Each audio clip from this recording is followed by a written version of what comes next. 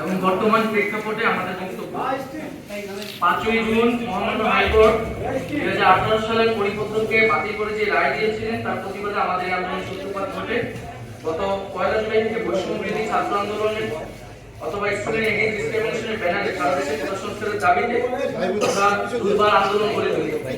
আমাদের উদ্দেশ্য ছিল কোটা সংস্কারের মাধ্যমে দুর্নীতি মুক্ত মেধাভিত্তিক একটি নিরপেক্ষ আন্দোলন গঠন করা যা একটি সমৃদ্ধ বাংলাদেশ গড়ে তুলতে সহায়ক হবে। কিন্তু শিক্ষার্থীদের শান্তিপূর্ণ আন্দোলনে সরকারের দায়িত্বশীল ব্যক্তিরা বিতর্কিত এবং উত্তেজনীয় বক্তব্য দেয় এবং পরবর্তীতে ছাত্রলীগ এবং যুবলীগের সন্ত্রাসী কর্মকাণ্ড আইন শৃঙ্খলা বাহিনীর অন্যায়ভাবে দমন পীড়ন ও হামলা চালিয়ে এক রক্তক্ষয়ী পরিস্থিতি তৈরি হয়, এটি অনাকাঙ্ক্ষিত ছিল। বিশ্ববিদ্যালয় প্রশাসন ও আইন শৃঙ্খলা বাহিনী যখন শিক্ষার্থীদের নিরাপত্তা দিতে ব্যর্থ হয় তখন আমরা অভিভাবক, শিক্ষক সহ school, college, private, public, national সকল ধরনের শিক্ষার্থীদের এবং সর্বস্তরের নাগরিকদের রাজপথে নেমে আসার আহ্বান জানাই আমাদের নিরাপত্তার জন্য। ছাত্র নাগরিকরা প্রতিরোধ গড়ে তোলে এবং পরবর্তীতে আমরা দেখতে পাই যে সারা দেশে ইন্টারনেট বন্ধ করে এক ধরনের ডিজিটাল ক্র্যাকডাউন পরিস্থিতি তৈরি করা হয় এবং শিক্ষার্থীদের হলগুলো থেকে বিতাড়িত করা হয়, যা সুস্পষ্ট মানবাধিকার লঙ্ঘন।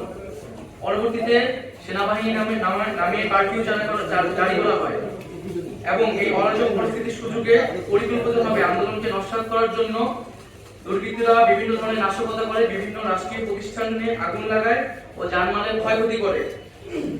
প্রতিবাদী ছাত্র নাগরিকের সাথে এই সকল সহিংস ঘটনার কোন ধরনের সম্পর্ক নেই। এটা স্পষ্ট সরকারের দায়িত্বহীন আচরণ ও দমন-পীড়ন নীতির জন্য এই অরাজক পরিস্থিতি তৈরি হয়েছে। এর দায় সম্পূর্ণ সরকারের।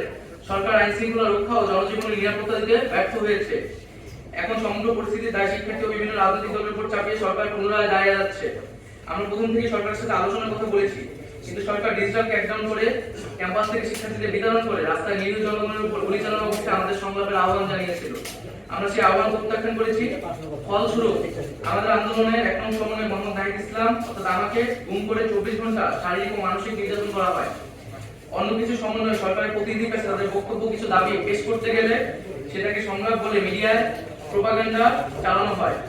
গুম, গ্রেফতার, প্রোপাগান্ডা, ডিজিটাল ক্র্যাকডাউন, কারফিউ, রাষ্ট্রযন্ত্রের সকল শক্তিকে ব্যবহার করে সরকার বৈষম্য বিরোধী ছাত্র আন্দোলন ও প্রতিবাদী ছাত্র নাগরিককে ছত্রভঙ্গ করে দেওয়ার চেষ্টা করেছে।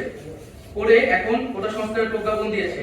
রক্ত ও লাশের উপর দাঁড়িয়ে প্রজ্ঞাপন শিক্ষার্থী ও নাগরিকদের প্রতি নির্মমতার আরেকটি ইতিহাস হয়ে থাকলো। কোটা সংস্কার ছিল একটি অরাজনৈতিক ও শিক্ষার্থীদের স্বার্থের আন্দোলন। সরকার এটিকে প্রথম থেকে রাজনৈতিকভাবে মোকাবেলা করতে চেয়েছিল। সরকার বিরোধী, মুক্তিযুদ্ধ বিরোধী, রাজাকারের সন্তান নানা ট্যাগ দিয়ে স্বতঃস্ফূর্ত আন্দোলনকে নস্যাৎ করার চেষ্টা করা হয়েছিল। এত কিছুর পরে আমরা মনে করি মহামান্য সুপ্রিম কোর্ট শিক্ষার্থীদের পক্ষে কথা বলেছে।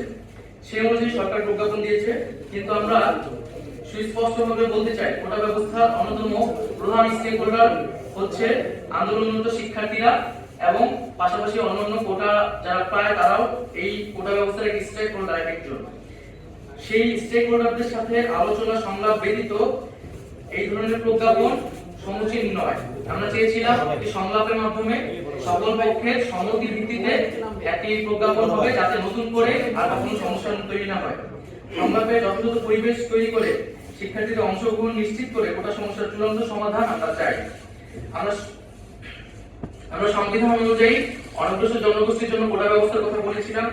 আমরা মুক্তিযোদ্ধাদের সন্তান পর্যন্ত কোটা ব্যবস্থার কথা বলেছিলাম এবং এই বিষয়গুলো আমরা দেখেছি প্রজ্ঞাপনে প্রতিফলিত হয়েছে। কিন্তু আমরা অনগ্রসর জনগোষ্ঠীর বিষয়টি আরো ক্লারিফিকেশন দরকার এবং বিভিন্ন স্টেক হোল্ডারদের সাথে নীতি নির্ধারণী পর্যায়ে সংলাপ প্রয়োজন। তবে সরকার চাইলে যে কোনো মুহূর্তে কোটা পরিবর্তন করতে পারে।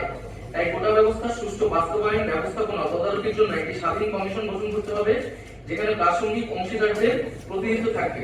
কোটার যে কোনো পরিবর্তন কমিশনের সুপারিশ সাপেক্ষে হতে হবে। কোটা সংক্রান্ত আমাদের আরো বক্তব্য আছে, যেগুলো আমরা সংলাপে সরকারের কাছে তুলে ধরতে চাই, কিন্তু তার আগে সংলাপের যথাযথ পরিবেশ তৈরি করতে হবে। গত কয়েক সপ্তাহে রক্তক্ষয়ী পরিস্থিতিতে সারা দেশে কয়েক শত ছাত্র নাগরিক শহীদ হয়েছেন এবং কয়েক হাজার লোক আহত হয়েছে। হতাহতের সঠিক সংখ্যা এখনো পাওয়া যায়নি। অনেক বাবা এখনো সন্তানের লাশ খুঁজে বেড়াচ্ছে। এত রক্তের উপর দাঁড়িয়ে আমরা কোটা সংস্কার চাইনি। আমরা সকল হতাহতের বিচার চাই। আমাদের আহ্বানে সকল শিক্ষার্থী এবং নাগরিকরা রাজপথে নেমে এসেছিল। আমরা জনগণের কাছে বলতে চাই যে আমরা জনগণের সাথে আছি।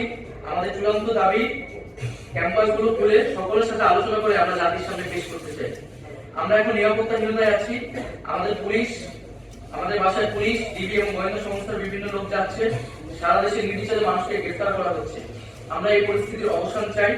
নিরাপত্তা বাহিনীর কাছে আমাদের আহ্বান থাকবে, ছাত্র জনতার মুখোমুখি আর দাঁড়াবেন না। আর একটি গুলিও যাতে কাউকে হত্যার উদ্দেশ্যে না ছোড়া হয়। এবং আমরা স্পষ্ট করে বলতে চাই, সারা দেশে যে সকল মানুষেরা শহীদ হয়েছে, আহত হয়েছে, আমরা তাদের পাশে আছি, শেষ পর্যন্ত থাকবো। কিন্তু এখন যেহেতু ইন্টারনেট নাই এবং আমাদের সমন্বয়কদের এখন আমরা অনেকে খোঁজ পাচ্ছি না, তাদের সন্ধান পাওয়া যাচ্ছে না, এই অবস্থা দ্রুত পরিত্রাণ করতে হবে। আমরা সকল সমন্বয়কদের নিয়ে এবং আন্দোলনকারী বিভিন্ন বিশ্ববিদ্যালয়ের শিক্ষার্থীদের নিয়ে জনমতের ভিত্তিতে আমাদের আরো কিছু দাবি দেওয়া আছে এবং এই দাবি দেওয়াগুলো নিয়ে আপনাদের মধ্যে নানা ধরনের বিভ্রান্তি হয়েছে আমরা শুনতে পেয়েছি। সেটা যোগাযোগহীনতার কারণে হয়েছে। আমাদের নিরাপত্তা এবং যোগাযোগ ব্যবস্থা নিশ্চিত করলে আমরা সুস্পষ্টভাবে সেই দাবিগুলা সকলের সামনে পেশ করব। তার আগে আমাদের প্রধান যে বক্তব্যটা হচ্ছে, আমাদের নিরাপত্তা দিতে হবে এবং আমাদের গুম গ্রেফতারের যে হয়রানি সেটি বন্ধ করতে হবে এবং আমাদের ক্যাম্পাসগুলো শিক্ষার পরিবেশ নিশ্চিত করতে হবে। ধন্যবাদ সবাইকে। আমাদের এখন বক্তব্য একটু বাকি আছে। এই পর্যায়ে আমাদের